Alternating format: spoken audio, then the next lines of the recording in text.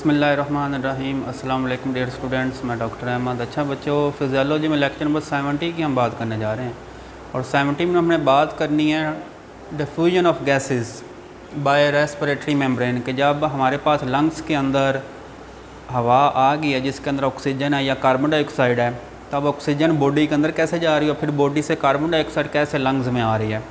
तो लंग्स से oxygen body में कैसे जा रही है और फिर पूरी बॉडी से कार्बन डाइऑक्साइड लंग्स में कैसे आ रही है। तो ये सारी बातें हम यहाँ करते हैं। तो ये हमारा टॉपिक है। सिर्फ यहाँ पे हम बात करेंगे ऑक्सीजन की डिफ्यूजन के ऊपर, कार्बन डाइऑक्साइड वाला नेक्स्ट टॉपिक होगा। तो हमारे पास एक टर्म होती है जिसको कहते हैं रेस्पिरेटरी यूनिट। अच्छा, इससे पहले ये जो गैसेज हैं ये डिफ्यूजन के ज़रिए पास हो रही हैं। अब डिफ्यूजन ट्रांसपोर्ट की एक टाइप होती है जिसमें चीज़ें क्या होती हैं, हायर कंसनट्रेशन से लो की तरफ मूव करती हैं। मतलब आपने ज़्यादा एक जगह पे ज़्यादा चीज़ है, दूसरी जगह पे कम है, तो ज़्यादा से कम की तरफ जाना डिफ्यूजन कहलाता है। जिस तरह आपने यहाँ आपके पास एक कमरा है तो कमरे में आपके पास एक परफ्यूम है, तो परफ्यूम की बोतल को ओपन करें तो उसके अंदर जो परफ्यूम के जो मालिक्यूल्स हैं वो हायर कंसनट्रेशन से लो में जा रहे हैं और पूरे कमरे में ऐसा फैल जाएंगे। तो इस अमल को हम कहते हैं डिफ्यूजन। डिफ्यूजन में कोई भी जो एनर्जी है वो खर्च नहीं होती। तो नेक्स्ट चीज़ होती है respiratory unit, where gas exchange takes place. मतलब ऐसी जगह जहाँ पे गैस एक्सचेंज होती है उसको रेस्पिरेटरी यूनिट कहते हैं। अब देखें, रेस्पिरेटरी यूनिट के 4 पार्ट्स हैं। आप इसमें आपको एल्वुलाई नज़र आती हैं, एल्वुलर डक्ट्स नज़र आती हैं, एल्वुलर सैक्स और एट्रियाँ हैं। अब देखें चारों चीज़ों का अब यहाँ पे डायग्राम हम देख सकते हैं कि ये देखें ये एल्वुलर डक्ट है, एल्वुलर डक्ट के आगे देखें ये सारे एल्वुलाई लगे हुए हैं, ठीक है। लेकिन जब ये डक्ट अपने आप को डिवाइड करती है तो ये नालियाँ आपको जो नज़र आ रही हैं जो आगे एल्वुलाई में जा रही हैं, इन नालियों को हम एट्रिया कहते हैं। और आगे देखें सारे आपको एल्वुलाई नज़र आ रहे हैं। और ये जो एल्वुलाई का पूरा गुच्छा होता है, गुच्छा इकट्ठा कर दें तो इसको कहते हैं एल्वुलर सैक। तो एल्वुलर सैक के अंदर बहुत सारे एल्वुलाई होते हैं। तो एल्वुलर डक्ट हैं, एट्रिया हैं, एल्वुलाई हैं और एल्वुलर सैक। तो इस सारी चीज़ों को हम क्या कहते हैं, ये रेस्पिरेटरी यूनिट है क्योंकि यहाँ पे हमारी गैस एक्सचेंज होनी है। एल्वुलाई की अगर तादाद की बात करें तो हमारे दोनों लंग्स में जो एल्वुलाई हैं इनकी तादाद होती है 300 मिलियन होती है और हर एल्वुलस का जो डायमीटर होता है वो 0.2 मिलीमीटर होता है। अच्छा, इसके बाद हम बात करते हैं respiratory membrane, the membrane of respiratory unit where exchange of gases take place. तब देखें हमारे पास ये वाला जो एक एल्वुलस है, अगर हम इसको एल्वुलस को ही ले लें तो ये आपके पास एल्वुलस है, इसकी ये वाली जो मेम्ब्रेन है, ये वाली जो मेम्ब्रेन है, तो इसकी मेम्ब्रेन को हम कहते हैं रेस्पिरेटरी मेम्ब्रेन क्योंकि यही इसी के तरीके हो रहा है, एक्सचेंज ऑफ गैसेज हो रहा है।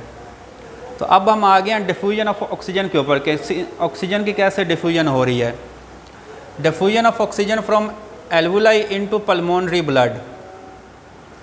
अब देखें हम लंग्स में मौजूद हैं तो लंग्स में क्या है मौजूद हैं, एल्वुलाई हैं और एल्वुलाई के अंदर ऑक्सीजन मौजूद है। अब एल्वुलाई से ऑक्सीजन कहाँ पे जानी है, पल्मोनरी ब्लड में जानी है।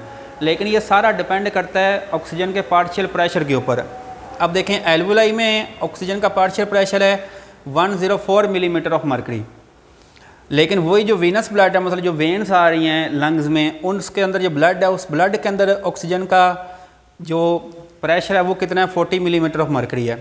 अब देखें एल्वुलाई में ऑक्सीजन का प्रेशर ज़्यादा है और ब्लड में ऑक्सीजन का प्रेशर कम है, तो ऑक्सीजन क्या होगी, वो ऑटोमेटिकली एल्वुलाई से वीनस ब्लड के अंदर जाएगी। तो अब देखें यहाँ पे जो डिफरेंस है 104 से 40 निकाल दें, 64 मिलीमीटर मरकरी प्रेशर का डिफरेंस है। मतलब 64 मिलीमीटर मरकरी प्रेशर ज़्यादा है एल्वुलाई में।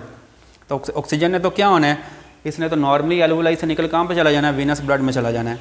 तो अब देखें जैसे ही ऑक्सीजन ब्लड में आ गया, ब्लड से ऑक्सीजन कहाँ जाएगी, diffusion of oxygen from capillaries into interstitial fluid में जाएगी।